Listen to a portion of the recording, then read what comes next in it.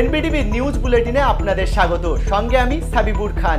প্রথমেই দেখে নেব আজকের বুলেটিনের শিরোনাম। স্ক্যানের প্রাথমিক রিপোর্ট মেলেনি খুব খারাপ কিছু, তবু সংকট কাটেনি বুদ্ধের, বলছেন চিকিৎসকেরা। রাজ্যে ডেঙ্গি বেশি হচ্ছে পঞ্চায়েত বোর্ড গঠন না হওয়ায়, বিধানসভায় বললেন মুখ্যমন্ত্রী মমতা বন্দ্যোপাধ্যায়। মহারাষ্ট্রে চলন্ত ট্রেনে গুলি চালালেন আরপিএফ কর্মী, পুলিশ আধিকারিক সহ মৃত 4, আটক অভিযুক্ত।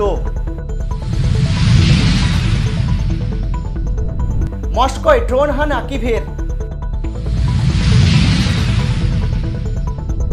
নির্বাচনের আগে শক্তি প্রদর্শন অভিযুক্ত কুস্তিকর্তার, 22 রাজ্য পাশে, দাবি ব্রিজভূষণের।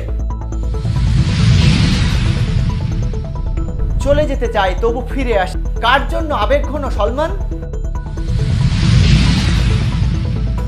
এবার আসছি বিস্তারিত খবরে।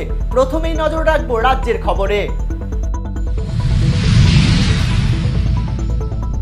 এখনো সংকট কাটেনি, তবে সোমবার সকালে হওয়া সিটি স্ক্যানের প্রাথমিক রিপোর্ট অনুযায়ী রাজ্যের প্রাক্তন মুখ্যমন্ত্রী বুদ্ধদেব ভট্টাচার্যের শারীরিক পরিস্থিতির সাংঘাতিক অবনতিও হয়নি। রাজ্যে ডেঙ্গি পরিস্থিতি যখন উদ্বেগজনক, তখন সোমবার বিধানসভা অধিবেশনে কারণ ব্যাখ্যা করলেন মুখ্যমন্ত্রী মমতা বন্দ্যোপাধ্যায়। অধিবেশন কক্ষে ডেঙ্গি নিয়ে বিজেপির প্রশ্নের জবাবে মুখ্যমন্ত্রী তথা স্বাস্থ্যমন্ত্রী মমতা বলেন, পঞ্চায়েত বোর্ড গঠন না হওয়ার কারণেই সমস্যা হচ্ছে, পঞ্চায়েত কাজ করতে পারছে না। এই প্রসঙ্গে দ্রুত পঞ্চায়েত বোর্ড গঠনের কথা বলেছেন মুখ্যমন্ত্রী। এবার দেখে নেব দেশের খবর। যাত্রীদের নিরাপত্তার দায়িত্ব নিয়ে আগ্নেয়াস্ত্র হাতে টহল দিচ্ছিলেন রেল পুলিশ ফোর্সের কর্মী, আর সেই আগ্নেয়াস্ত্র দিয়ে চলন্ত ট্রেনে 4 যাত্রীকে হত্যা করলেন তিনি। হত 4 জনের মধ্যে রেল পুলিশের এক সাব ইন্সপেক্টর এবং ট্রেনটির প্যান্ট্রি কারের এক কর্মীও রয়েছেন। সোমবার ঘটনাটি ঘটেছে রাজস্থানের জয়পুর থেকে মহারাষ্ট্রের মুম্বাইয়ের উদ্দেশ্যে যাওয়া 12-956 জয়পুর এক্সপ্রেসে। ফের সীমান্ত পেরিয়ে রাশিয়ার আকাশে ঢুকলো ইউক্রেনের ড্রোন। এবার একেবারে মস্কো। দ্রুত 3টে ইউক্রেনীয় ড্রোনকে ধ্বংস করা হয়েছে। এই ঘটনায় কেউ জখম হয়নি, তবে রাশিয়ার রাজধানীতে চাঞ্চল্য ছড়িয়ে পড়েছে মেশে। আতঙ্কে তড়িঘড়ি বন্ধ করে দেওয়া হয় মস্কোর নুকডো আন্তর্জাতিক বিমানবন্দর। এবার নজর রাখবো খেলার খবরে।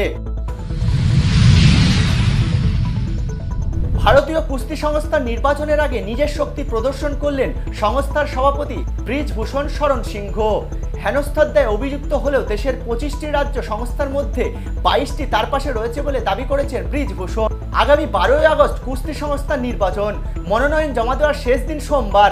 নিজে এবার নির্বাচনে দাঁড়াতে পারবেন না ব্রিজভূষণ, তারপরেও কুস্তির রাস নিজের হাতেই রাখতে চান তিনি। সেই কারণে বৈঠক ডেকেছিলেন কুস্তিকর্তা।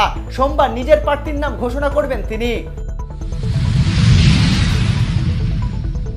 সবশেষে আসবো বিনোদনের খবরে। তাকে নিয়ে বিতর্কের অন্ত নেই, না চাইতেও যেন ঠিক জড়িয়েই পড়েন বিতর্কের জালে। ঠিক যেমনটা হয়েছিল দিন কয়েক আগে বিগ বস ওটিটির মঞ্চে। সপ্তাহ শেষের এক পর্বে সিগারেট হাতে সঞ্চালনা করতে দেখা যায় ভাইজানকে। নিমেষের মধ্যে ছড়িয়ে পড়ে সেই ছবি। সমাজ মাধ্যমে তীব্র কটাক্ষের মুখে পড়তে হয় অভিনেতা। তারপর থেকেই জল্পনা সলমন নাকি শো ছাড়তে চলেছেন। শুধু তাই নয়, মাঝে মধ্যেই মাথা গরম করে নানা কুকথাও বলে থাকেন প্রতিযোগীদের। সেই সব নিয়ে জল্পনা ছড়ায় এই শো ছাড়বেন সলমন, তবে না, ফের ফিরে এসেছেন শোয়ে।